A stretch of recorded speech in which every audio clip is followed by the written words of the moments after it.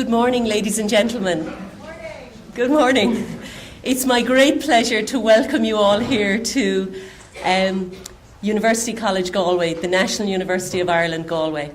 Go many diu go ive go inúsla, agus is onór mór dom chura choribse an seo go halscalion galiva iniu. Be me ido chahirluk irihin lay. So I will be your chairperson today. My name is Fidelma Healy-Eames. I'm a local girl. I'm from Galway. And I have a few roles, but they're all fairly self-explanatory on the paperwork in front of you. I'll be ably assisted today by Seamus Cahallan. Seamus is my co-chair. Seamus is a teacher in the Bish in Galway. He teaches DCG, English, and lots of other things. But what's really interesting about Seamus is he was a former engineer. And it's often a career move we don't hear about, where you go from engineering to teaching. And he's the former president of the alumni here in Galway, in NUIG Galway as well. Look, it's a really exciting day, and this is your day. And this is a very special day. And you can see that when people were asking me who's present at the conference, and all I could say is, it's like a veritable map of Ireland. People are here from all over the country, and that's wonderful. Largely, I guess in education, we also have some people that are parents specifically here, and we have a really interesting group of young people, of students, because guess what? Today is about students, and it's about our young people. So I want to welcome the students from Coláiste na Corba, here in Galway City, from Calasanctius College in Oranmore, from Coláiste Ballyclár in Clare, Galway. Could you give me a wave, Coláiste Ballyclár? Oh, fantastic. And from the Bish, we have a student as well, and from Salerno. We also have students from GMIT and from NUIG. And we ran a little competition, so they all earned their spot on the basis of producing a learning idea that would make learning easier for themselves or others. So perhaps at some point in the day, they may wish to share. Look, in terms of housekeeping, we're going to run now till 11 o'clock for your coffee break, and then lunch will be in the Beelin, and Susan, you might give everybody a wave. Susan is my assistant, and Geraldine at the desk, and they will be helping direct people to the various places. Right, so I'm going to kick off because we're already running a little bit behind time. I'm really grateful to all of the panellists and speakers we have today, but we'll introduce them one by one, and to the various supports that people have given us to make this conference possible. I'm going to get started by introducing our first speaker. Our first speaker is Dr. James J. Browne. And he became the 12th president of NUIG Galway on the 6th of March 2008. A native of Athlone, County Westmeath, and an engineering graduate of NUIG Galway, Jim Browne is a former Dean of Engineering, and may I say, with a very strong interest in mathematics, because we've had this discussion ourselves about the teaching of maths. I want to just say to you that I am really grateful up front in introducing the President to you, that he provided me with this venue today. And unless we had this venue, I'm not so sure that the conference would be happening. So look, it's my great honour to thank the President for your generosity in providing the venue and for doing the opening welcome. Dr. James J. Browne.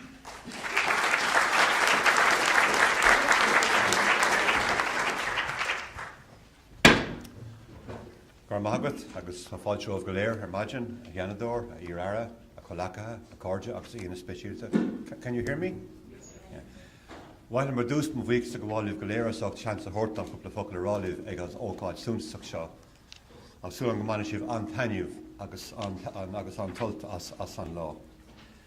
Let me say first of all, it's my great pleasure to welcome you here this morning to this important event. It brings together lots of different people, as Senator Healy-Eames has said, representatives right across the spectrum of second and third level education.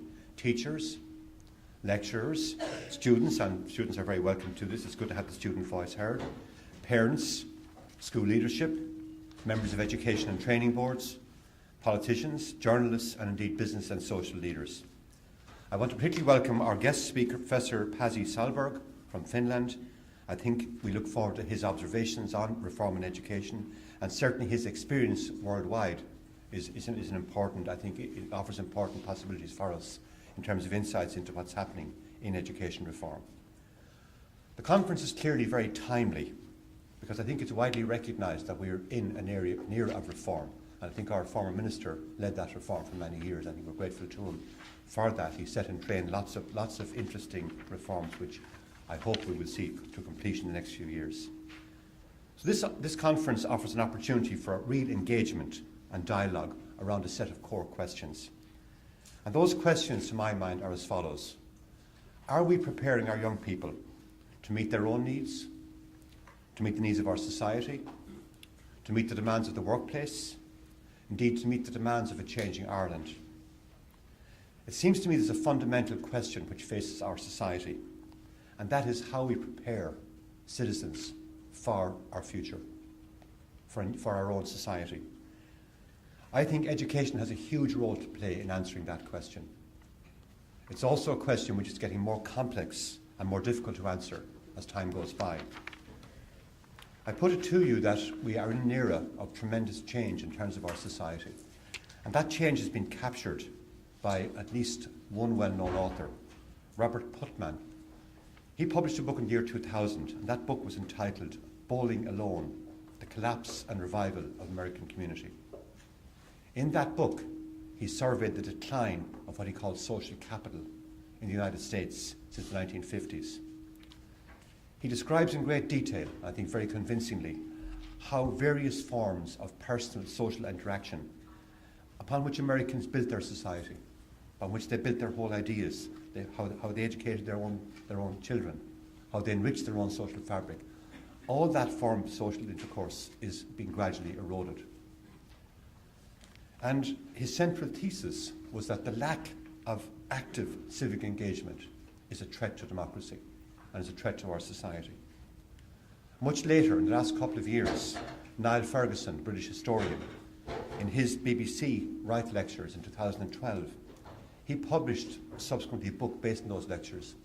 That book was called The Great Degeneration: How Institutions Decay and Economies Die. Again, I think he argued very convincingly that a key part of degeneration is the weakness in civil society. He argued that civil society is critical to the development of our civilization and our democracy. He also argued, as Putnam did, that the death of traditional association and associative life in our society is a threat to our society. He points out, for example, that Facebook, that virtual social network, that creates huge societies with very little depth, lots of breadth and no depth. And I would argue that those two authors, Ferguson and Putnam, what they're fundamentally saying is that our society has become atomized. Our sense of a shared common consciousness is being eroded. Think of how, for example, young people interact with society today, how they choose to interact. In many ways, they create their own virtual societies, the old birds of a feather style model, where people come together with common interests. They almost join what you might call tribes, sort of groups which are based around, for example, football fan clubs, chat rooms, Facebook and LinkedIn groups and all this. They plug in their devices and they walk through society unconscious of where they are. They're living they're walking through the streets of Galway, but listening to perhaps something from who knows where it's coming from. The point I'm making is that the notion of a shared public space is being gradually eroded. And that, I think, is really fundamental to our traditional democracy and our traditional society.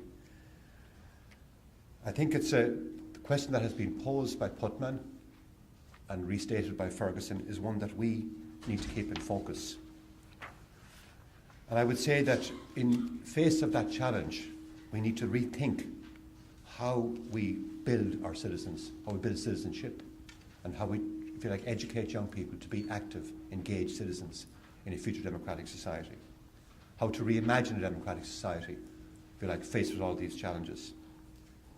Fundamentally, we must try to create a shared sense of community, a shared model which is the basis of any democratic society. This university understands that issue and is trying to address it.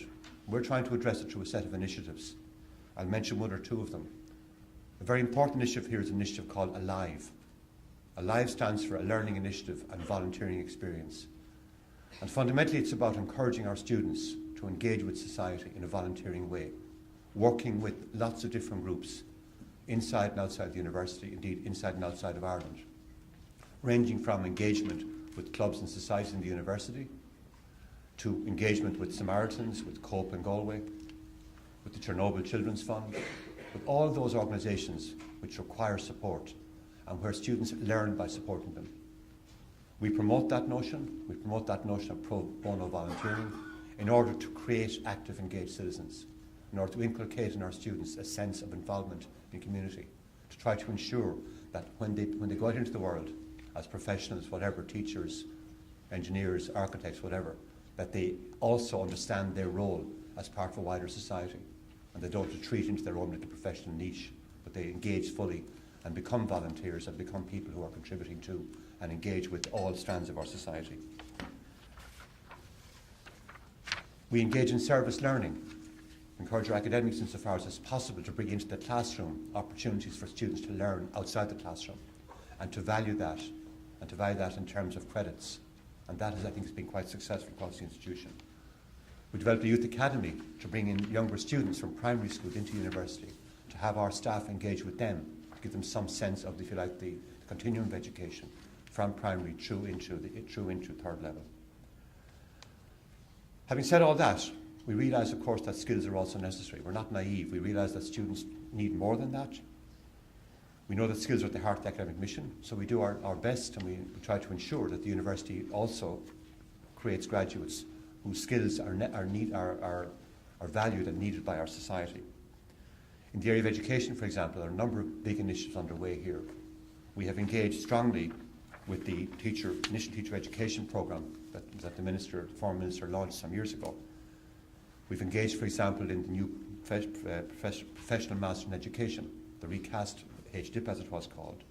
We have the Master of Government and Educus with the BA in Mathematics and Education to produce maths teachers through a 4-year programme.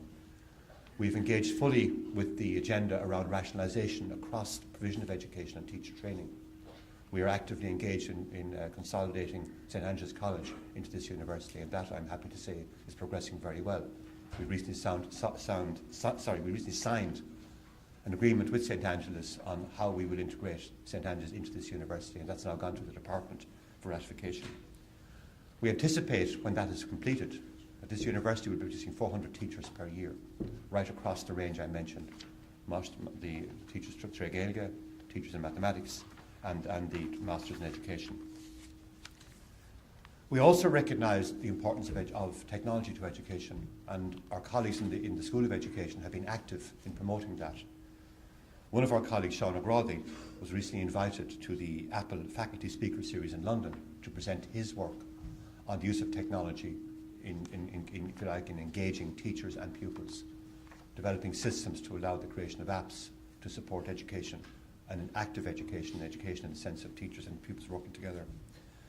So we are, I think, engaging with the challenge of education.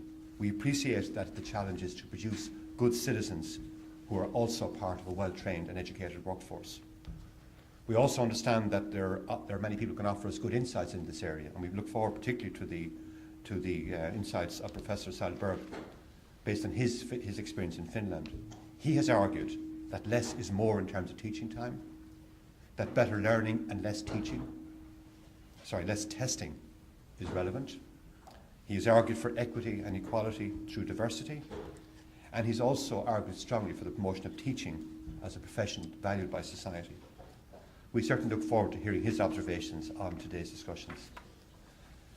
I certainly find his comment that the Finnish experience, which adopts a holistic approach, both in content and across the life course, is a very seminal observation, one which I think addresses the issue of citizenships and skills, and one which addresses the notion of preparing pupils and students for life and work at all stages of their lives. So with those few words, can I again welcome you all to the university, thank Fidel Mahili for her tremendous effort in organising this event, this tough, serious organisation. I appreciate that, and I'm delighted that the university was able to help her in providing a facility for it. Wish you well. Wish you a very both productive and enjoyable day. And just point out to you that the initial event here was scheduled for a much smaller room. And a measure of the success and the interest in this event is that we had to move to such a large room in order to accommodate all those interested. So please have a good day, and it's going to mean a lot. Thank you very much.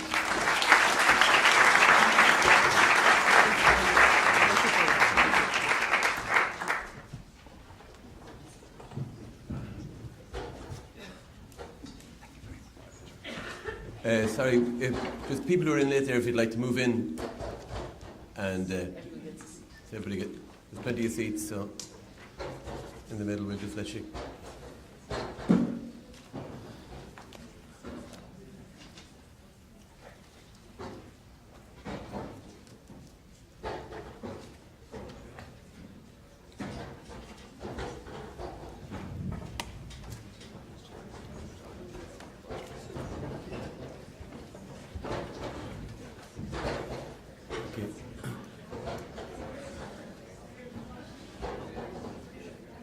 Okay, just before I introduce our next speaker, I'd just like to thank President Browne for his address and thank him on behalf of the teaching profession for what he's done for teaching in NUIG and the initiatives he's taken for teacher education in NUIG. Okay, ladies and gentlemen, it's my pleasure to introduce our first keynote speaker, and that's former Minister for Education, Rory Quinn. An architect and a town planner by profession, Rory Quinn is a graduate of University College Dublin, who taught design for more than 10 years. In his 40 months as Minister for Education and Skills, he saw the introduction and implementation of radical reforms. These included curriculum reform at junior cycle, a new 5-year transparent capital schools building programme, provision for diversity and pluralism in the patronage in the primary school network, and to meet the changes in modern Ireland and the radical reconfiguration of third level education to meet the needs of Ireland as a knowledge-based economy. These reforms and changes, though challenging and controversial, have been politically accepted and are in the process of being implemented. He continues to represent Dublin Bay South and particularly maintain a keen interest in all matters educational. Fidelma, in her introduction, mentioned that I had a background in engineering. And when I worked in that, we dealt a lot with architects, and architects really are dreamers, we're visionaries, and I hope you don't mind me saying that, but really the architect is the guy who comes up with the inspiration, the dream for what things should look like, for how we go on with our building, for how we go on with our societies and that, and it's the engineer's job to try put the architect's vision into place. And education needed its dreamer, it needed its visionary. And controversial as it may seem, it's the dream and vision of Mr. Quinn that has us all talking here today and has us discussing these changes in education.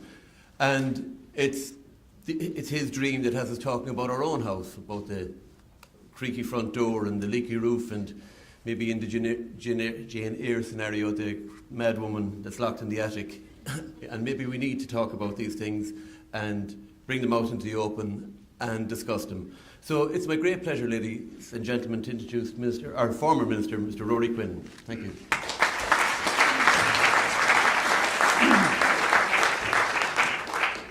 Thank you very much, Seamus. I have to start with the following anecdote. I was late in applying for UCD School of Architecture back in the last century. Those young people in the room are looking at points and just won't believe how informal it was. So I didn't get into UCD, and I started in Bolton Street. And 5 weeks later, I was told informally that somebody had dropped out of architecture in UCG to do engineering, and would I be interested in applying, which I did, and had a very full university life. But as luck would have it, didn't I meet the guy who left the slot that I filled in a canning factory in Essex in England, making summer money. And after a long conversation, Seamus, you might be interested in what he said, when I put to question him, I said, "Why did you leave architecture to do engineering?" Apropos of dreamers. He said, "I couldn't hack the idea that there was no correct answer to the question."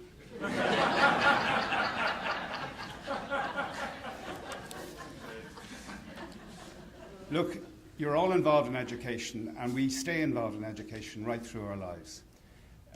I just want to focus on one thing that I, on reflection, think are the weak links between the various stages, which can very much affect the quality of how the entire education experience is had and put to the use that President Jim Browne spoke about. We have a formal structure called primary, post-primary, used to be secondary, and vocational, when there was that apartheid divide, if you like, and then third level, and then lifelong learning.